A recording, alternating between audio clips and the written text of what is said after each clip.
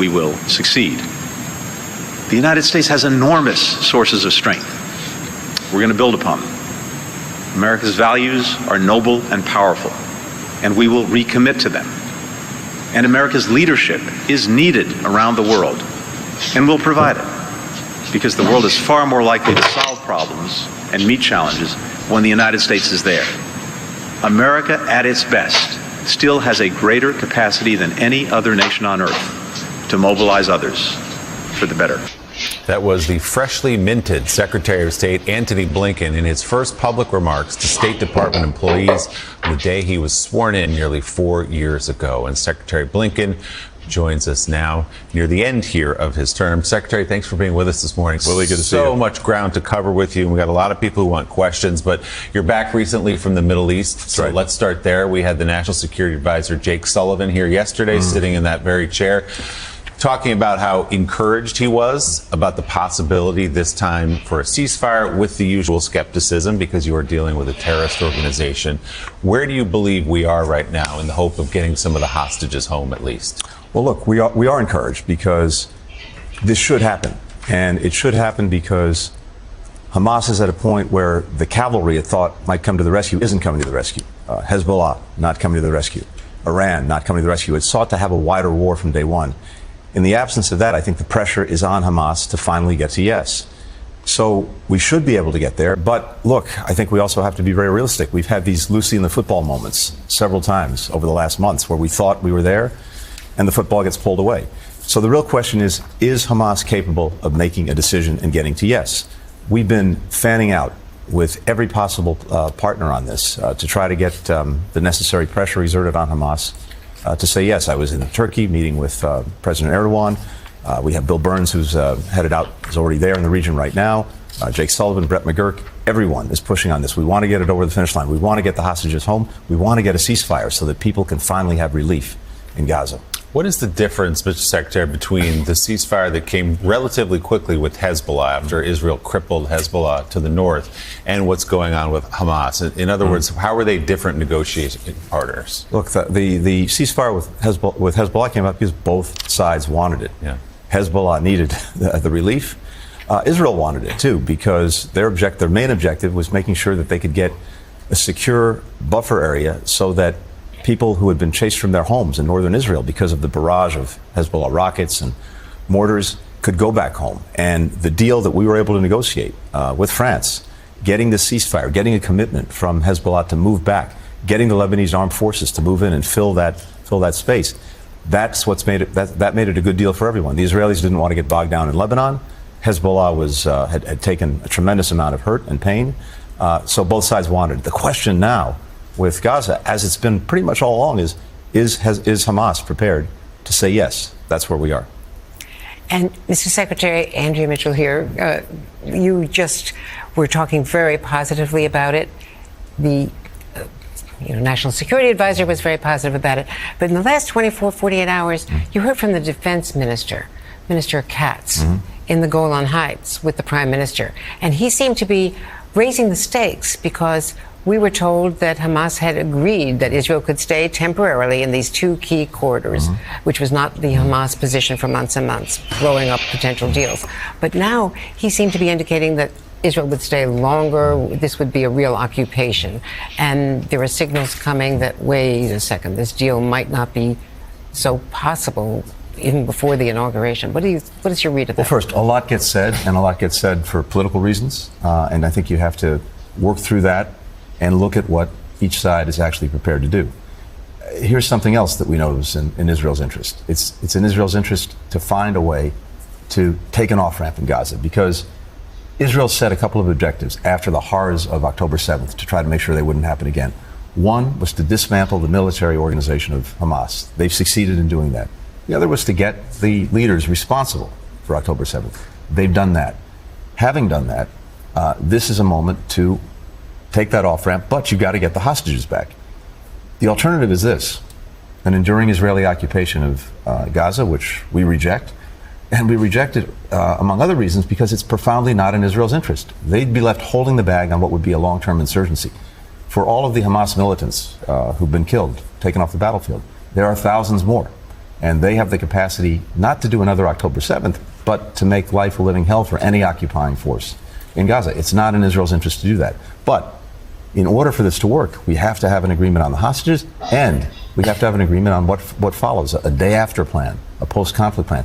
We've done a lot of work, Andrew, as you know, on that over the last months with Arab partners, with Israel, with the Palestinian Authority. And if and when we get this hostage deal over the line, the next thing to do will be to get that plan agreed so we know what fills in and takes the vacuum in Gaza. And I have to ask you about Syria, because I was with Deborah Tice, Austin Tice's mother, just the other day, and she's pointing out that the U.S. is not on the ground in Damascus.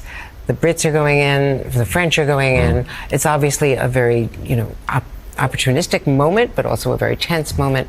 Turkey is perhaps exerting too much influence and needs to be restrained in terms of U.S. allies in northeast Syria. But all that said, do we still think that we can get Austin Tice out? And she's appealed now to Vladimir Putin, as well as getting a promise from Bibi Netanyahu he won't strike Syria where Austin Tice might be. But why can't the U.S. go in with special forces covertly, maybe you can't confirm that, and try to find him? Yeah. So two things, Andrea. I saw Deborah and Mark Tice's entire family about 10 days ago in Washington, just before I went back to the region. I committed to her, I committed to Mark, I committed to the family that we would leave no stone unturned in finding Austin and bringing him home. Since then, we have fanned out everywhere with every possible source, every possible actor who might be able to get information. And this involves, anyone and everyone who has some relationship with the different rising authorities in Syria. We've been in direct contact with them ourselves. We have other partners on the ground, and we're looking at getting on the ground ourselves as quickly as we can.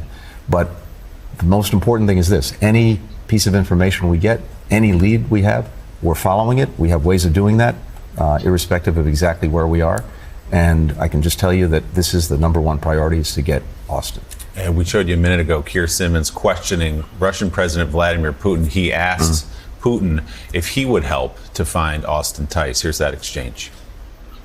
The mother of an American journalist who is missing in Syria, Austin Tice, has written to you and asked for your help to try to find him, because she says you have such connections with the Syrian government and former President Assad.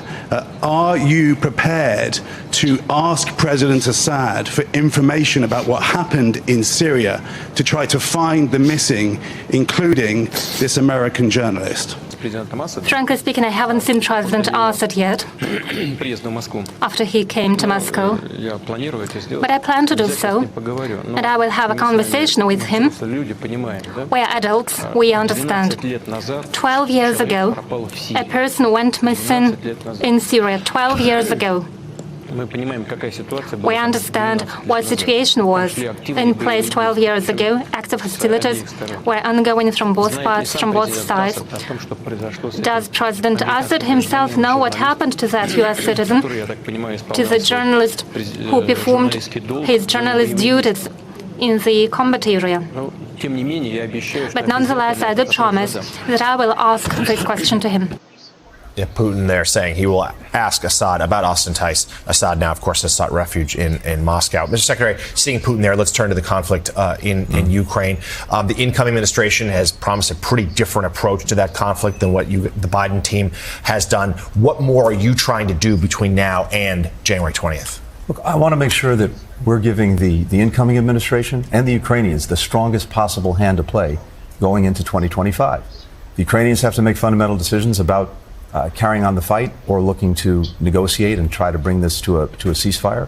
The fundamental question is whether Russia is prepared to do that, and to do that in good faith. But if it moves to that, we want to make sure that the Ukrainians and the Trump administration have the best hand to play to cut the strongest possible deal.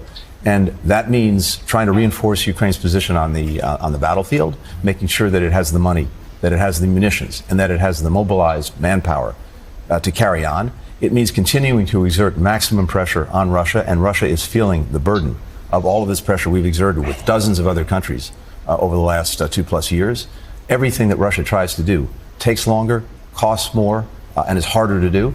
And of course, the losses on the battlefield are extraordinary. Putin keeps throwing these young men into a meat grinder of his own making. But I think President Trump, if he, when he comes in, if he wants to move this to an agreement, we want to make sure that he can have a strong hand in any negotiation. And that means reinforcing the Ukrainians. Look, I think, Jonathan, if this gets to a place where there is a ceasefire, and it's a ceasefire that's on just and durable terms, that would be a good thing. But for it to be durable, there has to be some kind of assurance that Russia's not simply going to rest, refit, and reattack in a year, 2 years, 5 years. That's going to be critical.